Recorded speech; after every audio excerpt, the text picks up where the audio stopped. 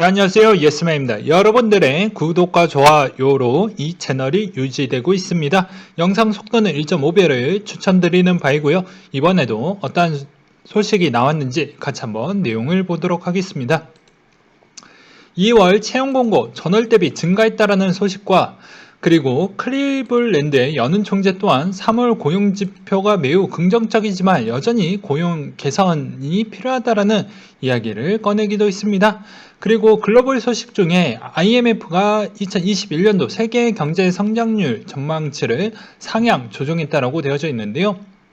5.5에서 6%로 상향 조정을 했다라고 합니다. 선진국은 4에서 5%, 신흥국은 6에서 7% 정도, 그리고 미국 기준으로 보면 5에서 6, 그리고 유로존은 4%, 중국은 8% 정도, 한국은 3.56 정도 나온다라고 되어져 있습니다. 그리고 기재부가 IMF 전망과 관련해서 세계 경제 회복세 강화는 한국의 경제 회복에 긍정적일 것이며 수출 회복세 또한 더욱 강화될 것이라는 전망치를 내놓기도 했고요. 그 다음으로 중국의 차이신 서비스업 PMI가 전월 대비 상승을 상회했다라는 소식과 달러 인덱스 추이는 전일 대비 하락한 92.34를 기록했다라는 내용인데요. 미 고용지표 발표 이후 연준의 긴축 전망이 과도했다라는 인식 속에 미 국채 10년물 금리가 이틀 연속 하락하면서 1.65%에 유지되는 것이 하락의 요인에 영향을 끼쳤다라고 되어져 있습니다. 그 다음으로 코인에 대한 소식을 전달해 드리도록 하겠는데요. 비트코인 김치 프리미엄이 22%대를 기록을 했고 그 이상도 찍기도 했습니다. 대략 20% 중후반대까지 일시적으로 찍었던 때도 있었는데요. 그 영향 때문인지는 모르겠지만 아무튼 그 투자에 지금 불확실성이 매우 커져져 있는 실정입니다. 그 다음으로 피델리티 스퀘어 코인베이스가 비트코인 트레이드 그룹을 설립 추진을 하겠다라고 해서 연합을 만들어서 더욱더 이 판을 키우고자 하는 그런 측면이 좀 보여지기도 하고요. 그리고 중국의 CCTV가 NFT는 디지털 예술품의 표현 방식이다. 열풍이 가속화될 것으로 보여진다. 이런 이야기가 나온 게 있고요. 그리고 벡트가 미 선물 결제 업체 BHN과 협업을 맺었다라는 내용과 그리고 미국의 마이애미 비탈릭과 파트너십을 맺었는데 블록체인상 도시 서비스 도입 계획을 갖고 있다라는 내용이 있기도 합니다. 그리고 체인스왑이 300만 달러 규모의 전략적 투자 유치를 했다라는 소식과 서클 CEO가 작년에 USDC 거래량이 페이팔 50%에 육박을 했다. 조만간에 이런 형태이면 더 넘어가지 않겠냐라는 주장을 펼치고 있고요. 갤럭시 디지털 창업자 또한 스테이블코인이 CBDC 간 결제 전쟁을 아마 벌어지게 될 것이다. 이런 이야기가 나온 게 있는데요. 저는 좀 의견이 다릅니다. 이 내용이 틀렸다라고 이야기를 하는 게 아니고 저의 의견에 다른 관점도 있다라는 거예요. 즉 갤럭시 디지털 창업자가 이런 언급도 맞지만 제가 생각하는 부분은 스테이블 코인 자체가 워낙 덩어리가 커졌기 때문에 CBDC를 품어서 무언가에 대한 그런 시너지 효과를 만들 것으로 보여집니다. 그렇지 않았을 경우에는 스테이블 코인 자체가 상당히 위협적으로 될 확률이 꽤 높기 때문에 그런 측면을 좀 고려해 볼 필요성이 있거니와 그리고 한편으로는 스테이블 코인이 달러와 연동이 되어져 있는 스테이블 코인들이 많죠. 뭐 대표적으로 테더, USDC 정도가 되겠는데요. 그런 형태로 하면서 달러에 대한 기초 통화에 어떻게 보면 점유율권도 어떻게 보면 코인으로 인해서 상당히 좀 잘 지켜내고 있다라고도 볼 수가 있는 대목이기도 해요. 그리고 미국도 안 하는데 국내 비트코인 ETF 출시 불허한 거래소라고 되어져 있어요. A 자산운용사가 국내 최초 비트코인 ETF를 출시할 계획을 갖고 있었다고 하는데 좌절됐다라고 합니다. 엄청나게 보수적인 국내 금융시장이죠. 그래서 저는 별로 기대도 하지도 않았습니다.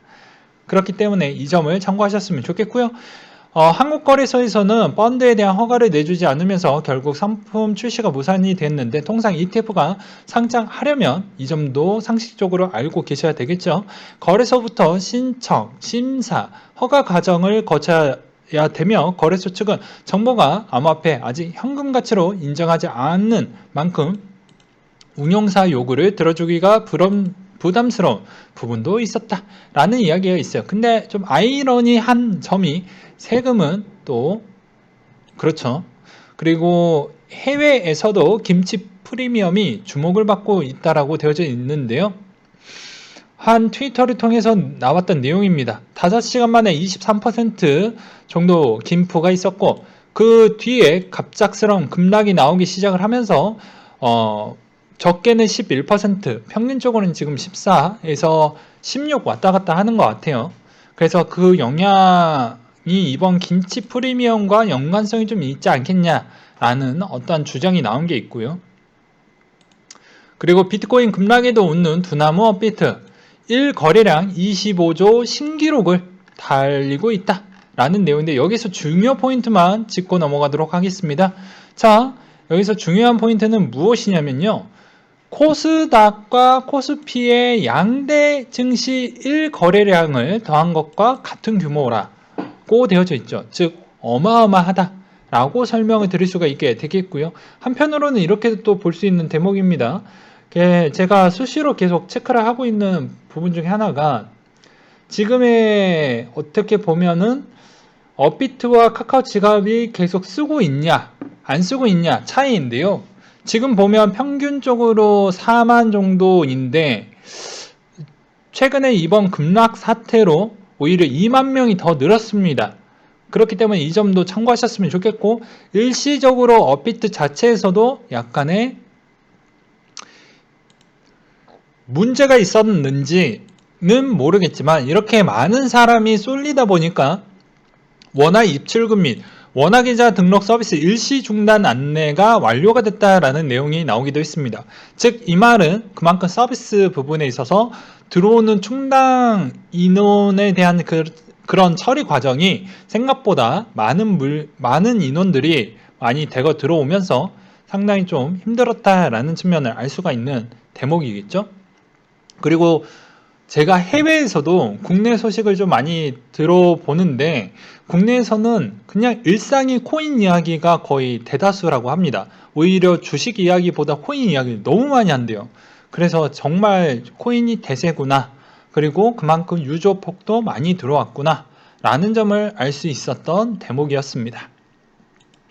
그리고 아이언맨 만화가가 NFT 작품 출시 예정과 크립토 콘트 대표가 고래 김프 재정거래에 통한 하락 야기가 보인다라고 되어져 있는데요. 본인의 트위터를 통해 누군가 마침내 김치 프리미엄을 활용한 재정거래를 방법을 알아낸 것 같다. 업비트의 지난 30분 거래량이 바이낸스를 추월했으며 이번 하락은 김치 프리미엄 되돌리기로 보여진다. 그는 이어 아니며 업비트 인출 지연 때문이라고 볼 수가 있겠다. 재정거래라는 하나의 증거가 있다. 빗썸에 비트코인 유입이 증가한 반면 모든 거래소는 감소하고 있다. 이는 고래가 한국 거래소 입금하는 것을 보인다라고 되어져 있었습니다. 그렇지만 과거 기반에 있는 이 재정거래 부분의 규모를 보게 되면 지난해 2019년도 11월 달에 나왔던 기사 기준과 법원에 대한 내용으로 설명을 드리도록 하겠습니다. 김치 프리미엄 재정거래 부분으로 인해서 수익을 냈던 사람이 있었는데요. 방법은 간단합니다. 미국으로 화폐를 보낸 후 한국에 팔고 매각대금을 다시 미국에 송금하는 형태를 계속 반복을 해서 그렇게 재정거래를 돌렸는데 법원의 판단은 오히려 처벌을 그런 정황을 보지 않았다라고 이야기를 했습니다. 그렇다라고 해서 이게 완벽하게 문제가 아예 없다라고 이야기를 하지 않았어요.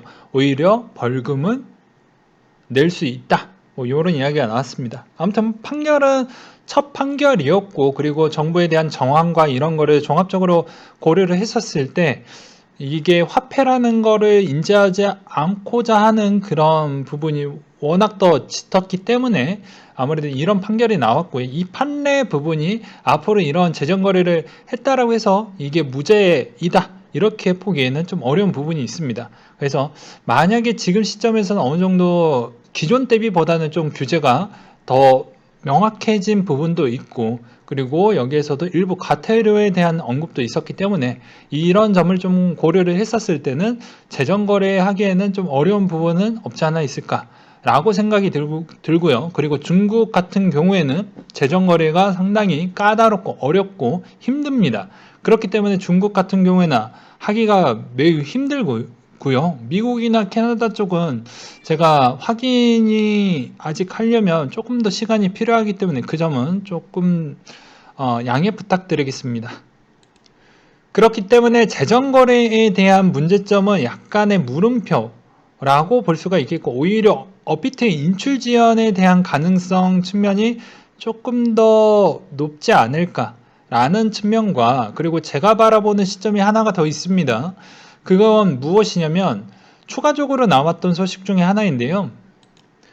요런 이야기가 나온 게 있습니다. 네. 현재 크립토워치 세계 1위 크립토 시세 사이트가 한국 거래소 시세 거품이라고 시세에서 제외시켜 버렸다.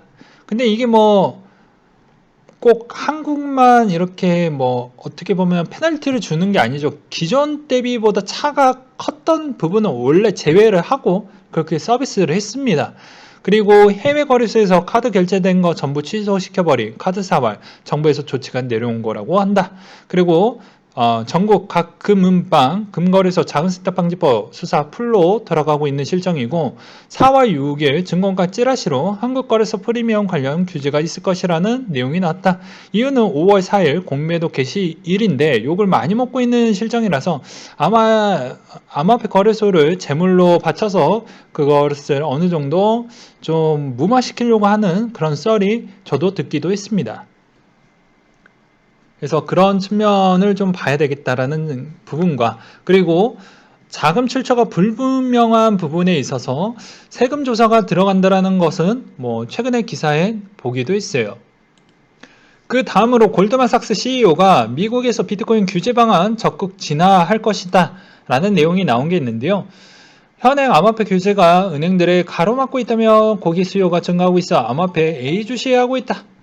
디지털 통화 세계는 진화하는 공간이라며 우리는 고객들에 호응하고자 한다 라는 이야기가 나온 게 있고요. 그 다음으로 국세청 세무조사 암호화폐 블록체인 업계 조사 번져간다. 특검법으로 인해서 원래 조사를 하고 있었죠. 근데 더욱더 속도를 가속화시키고 특검법 이후부터는 더욱 타이트하게 관리를 하면서 세금 추징을 더욱더 많이 하려고 해요. 그거에 따른 인센티브를 주기도 했습니다. 누가? 홍남기 씨가 주기도 했죠. 그래서 너 빨리 승진하고 싶으면 실적을 가지고 와라. 그러면 특진을 해주겠다. 라는 오피셜도 있었습니다. 그런 점을 좀 생각을 해봐야 되겠죠. 그리고 과거에 나왔던 내용에서도 나올 수가 있습니다. 고액 체납자, 그래서 그거에 따른 현금 진수와 채권 확보도 했지만 가산자산 징수한 것은 정부 부처 중 처음 있는 일이다. 그래서 돈 되는 건 다 압수하고 있는 실정이고요. 그리고 이오스에 대한 소식인데, 어제 있었던 이오스 한국 미드업에 대한 소식인데 제가 좀 시간 관계상 너무 바쁘다 보니까 이 내용을 제대로 듣지 못해서, 만약에 이 미드업을 듣고 계셨던 분이 있다면 댓글로 좀 간략하게 정리를 해서 남겨주시면 정말 감사하다라고 말씀을 드리고 싶고요. 그리고 이오스 블록은 스펙을 통해 IPO 예정을 갖고 있다고 합니다. 여기 블리시 보이죠? 그 다음으로 코인베이스에 대한 이야기인데요. 실적 보고서 1분기가 나왔다고 합니다. 이 대략 내용의 정리본이 보게 되면 5,600만 명의 검증된 사용자와 거래량은 3,350억 달러, 한국 돈으로 375조 원, 그리고 8억의 순이익, 약 한국 돈으로 8,400억 원, 그리고 총 매출은 2조 원에 전년 대비 약 9배 증가했다고 하는데, 업비트가 한 달에 4천억 원으로 저는 알고 있습니다. 한 달이래. 분기. 예. 분기에 4천억 원 정도 나온다라고 저는 알고 있거든요. 거의 2017년도 대비보다 훨씬 더 돈을 잘 벌고 있습니다. 역대 최대 거래량을 뽑아내고 있는 실정이고요. 그래서 그런 측면을 좀 보셨으면 좋겠고, 앞으로 코인베이스가 IPO를 했었을 때 과연 우리의 방향성이 위로 갈지 아래로 갈지 이것도 좀 주목을 해볼 필요성이 있을 것 같습니다. 아무래도 주가에 어느 정도 코인베이스가 많이 올랐다는 것은 현금의 이동이 이쪽으로 갈 수 있다는 가능성에 대한 부분이 될 수도 있겠고요. 한편으로는 주식 투자자가 코인 쪽에 관심이 있는데 너무 무서우니까 간접 투자로 코인베이스 쪽으로 또 이렇게 할 수도 있겠죠. 그리고 반대적인 측면은 오히려 코인 투자자가 오히려 주식으로 다시 들어가는 형태라고도 볼 수 있는 대목이지 않을까라는 생각을 해보기도 했었고요. 그 다음으로 치솟는 암호화폐 인기 코인 거래소 이용자 3배 증가했다 라는 내용이 나왔습니다. 지난해 12월 비트코인 가격이 급등하자 업비트 이용자는 55만 명으로 한 달 사이 41% 늘었습니다. 지금보다 훨씬 더 늘었겠죠. 그리고 올해 1월 첫째 주 86만 명, 2월 첫째 주 96만 명, 3월 첫째 주 68만 명 수준이었다. 근데 지금은 훨씬 더 늘었다. 그리고 빗썸의 신규 회원도 많이 늘었다. 회원 수는 77, 80, 78% 급증을 했다라고 하는데요. 그럼 엄청 많이 늘어났다는 걸 알 수가 있는 대목이죠. 지금도 그만큼 많이 늘어나고 있는 실정인데 여기에서 이 내용을 보면서 또 재미난 내용을 제가 또 갖고 와봤습니다. 그건 무엇이냐? 네, K뱅크 몰려드는 자금에 화들짝 하고 있다. 감당이 안 된다. 라는 내용인데 아무래도 BIS 비율을 맞추기가 힘들다 보니까 아마 그런 내용으로 이런 기사가 나온 게 있는데요. 자, 보시게 되면은 지난달 8조 원대 K뱅크가 수신 잔액이 10조 원을 넘겼다. 가입자 수 역시 4년 만에 400만 명을 넘어섰다. 400만 명이 넘어섰다라는 것은 자, 여기 거의 다 암호화폐만 하시는 분들이 80%가 넘는다라고 보시면 돼요. 원래 이 정도도 되지도 않습니다. 그리고 제휴를 맺은 업비트로 감당할 수 없는 자금이 쏟아져 들어오고 있고 이것으로 인해서 이자 비용이 커져가고 있다.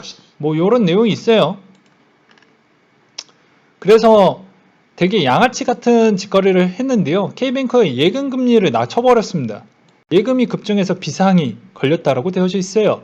그렇기 때문에 이런 측면은 글쎄요, 저는 상당히 좀 불쾌하다라고 생각이 듭니다.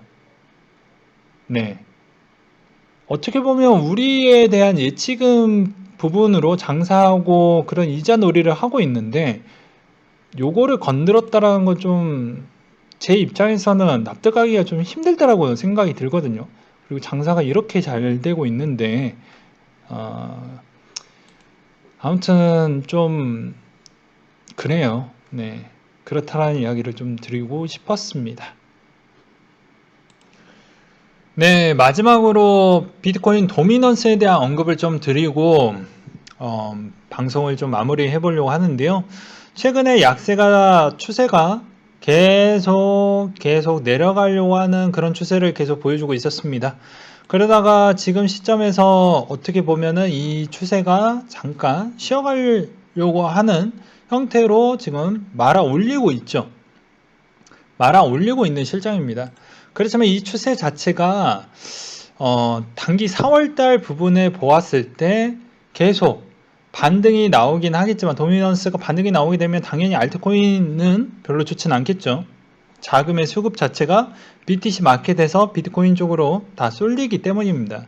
그러면 당연히 일시적으로 알트코인은 좀 재미는 없겠지만 단기간에 다시 한번 이 추세가 오히려 단기 추세 자체가 계속 내려가고 있는 실정이기 때문에 이 추세를 다시 되바꾸기에는 제가 보기에는 좀 쉽지 않지 않을까라는 이야기를 드리고 싶어요. 그래서 지금에 있는 시점에서 약간 좀 공포감을 너무 많이 느끼거나 하시는 분들도 있겠지만 아직은 이번 4월달 부분에 있어서 너무 그러니까 어제장에 있었을 때 이 공포감 때문에 어떻게 보면 좀 시장을 다시 한번 떠나가시는 분들이 간혹 있을 수도 있겠지만 제가 보기에는 이런 공포감은 지난 2018년도, 지난 2019년도 대비를 본다라고 하면 약과이지 않나 싶습니다. 그리고 어떻게 보면 장중에 갑작스럽게 급등하는 코인이 엄청 많아진다라고 하면 그때는 한 번쯤은 도미넌스를 좀 체크를 해보셨으면 좋겠습니다. 네, 그러면 장중의 도미넌스에 대한 방향성이 되게 많이 기존의 볼린저 밴드 대비보다 더 많이 거리감이 멀어져 있으면 다시 들어오기 마련이기 때문에 그거에 따른 충격 부분이고, 이 지금의 조정이 어떤 부분의 영향성으로 해석하기에는 좀 어렵고, 그리고 분명히 또 반대적인 또 생각을 가지고 계신 분들은 야, 뉴스는 이미 후행이잖아, 그리고 끼어 맞추기잖아 라고 볼 수가 있습니다. 그건 본인들의 생각의 차이이기 때문에 정답은 없고, 이런 과거 부분에 있었을 때도 후행으로 나오는 기사도 이런 내용으로 이 추세가 앞으로 정말 악재로, 진한 악재로 쓰이는 부분인지 아닌지 정도로 판가름해도 늦지 않기 때문에 그런 측면으로도 좀 보셨으면 좋겠어요. 그래서 이번 시장 공포감에 조금 마음을 다시 한번 다잡아 보이시고, 이번 시점에 다시 한번 저렴하게 살 수 있는 구간이 어떤 게 있는 것인지 좀 머릿속에 정리를 해보셨으면 좋겠습니다. 네, 이상으로 마치도록 하겠습니다.